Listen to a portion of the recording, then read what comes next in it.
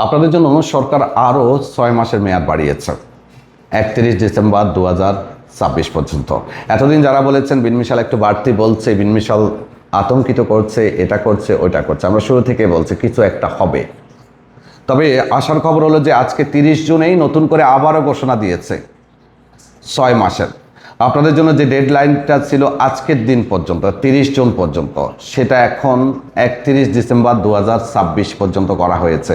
আরও 6 মাস সময় পাচ্ছেন আপনি সিদ্ধান্ত নেওয়া। 3টা সিদ্ধান্ত আপনি নিতে পারেন। এছাড়াও প্রিয় দর্শক, সবথেকে মজার বিষয় হলো আজকে বাংলাদেশ এম্বাসিও এই বিষয়টি নিশ্চিত করার জন্য একটা বিজ্ঞপ্তি দিয়েছে, সবাইকে অ্যালার্ট করার জন্য।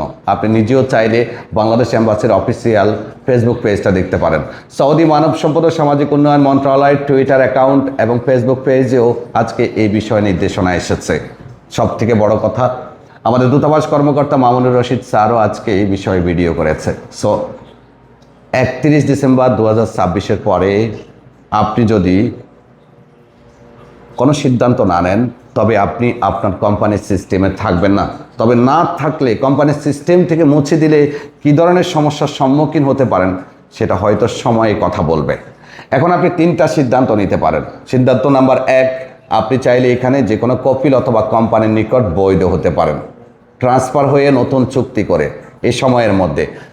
নাম্বার 2, আপনি চাইলে আপনার কপিলের মাধ্যমেই ওয়ার্ক পারমিট রিনিউ করে ইকামাটা করতে পারেন কপিলকে প্রেশার ক্রিয়েট করে। নাম্বার 3, আপনি চাইলে স্পেশাল এক্সিট নিয়ে দেশে চলে গিয়ে আবার নতুন বিষয়ে আসার সুযোগটাও নিতে পারেন। কেননা যাদের ইকামা হয়নি অথবা ইকামার মেয়াদ নেই, তারা যদি স্পেশাল এক্সিট নিয়ে দেশে যায়, তারা পুনরায় সৌদিতে প্রবেশ করতে পারে, তাদের প্রবেশ করতে কোনো সমস্যা হয় না। দর্শক, আজকের যে নিউজটা, সেখানে মন্ত্রণালয় আরও বেশ কিছু পরিবর্তন এনেছে। প্রথম পরিবর্তন, আগে যেখানে বলা হয়েছিল ওয়ার্ক পারমিট এবং ইকামা 3 মাস এক্সপায়ার হলে তাদেরকে তাদের কপিলের সিস্টেম থেকে মুছে দিবে, সেটা এখন এক্সটেন্ড করে ওয়ার্ক পারমিট যাদের 12 মাস এক্সপায়ার অর্থাৎ 1 বছর এক্সপায়ার, তাদেরকেই 31 ডিসেম্বরের পরে কোম্পানির সিস্টেম থেকে মুছে দিবে। নাম্বার 2, যারা কোথাও কাফালা হয়েছে, কাফালা হওয়ার পরে 6 মাস ওয়ার্ক পারমিট যদি এক্সপায়ার হয়, সেক্ষেত্রে আপনাদেরকে কোম্পানির সিস্টেম থেকে মুছে দিবে। তবে যাদের ইকামার মেয়াদ থাকবে তাদের নয়। ভিডিও ভালো লাগলে ভিডিও শেয়ার করবেন। বিনমিশাল সবসময় চেষ্টা করে সঠিক তথ্যটা দিতে। মন্ত্রণালয়ের নিউজগুলো আপনারা দেখতে পারেন, আমাদের দূতাবাসের আজকের বিজ্ঞপ্তিটা দেখতে পারেন। কিছু একটা হচ্ছে 31 ডিসেম্বরের পরে, যেটা আপনিও জানেন আমিও জানি, সেটা হলো আপনাকে আপনার কোম্পানির সিস্টেম থেকে মুছে দেবে। মুছে দেওয়ার পরে আপনার সমস্যা কী হবে সেটা সময়ে কথা বলবে। ধন্যবাদ, সবাইকে ভালো থাকবেন।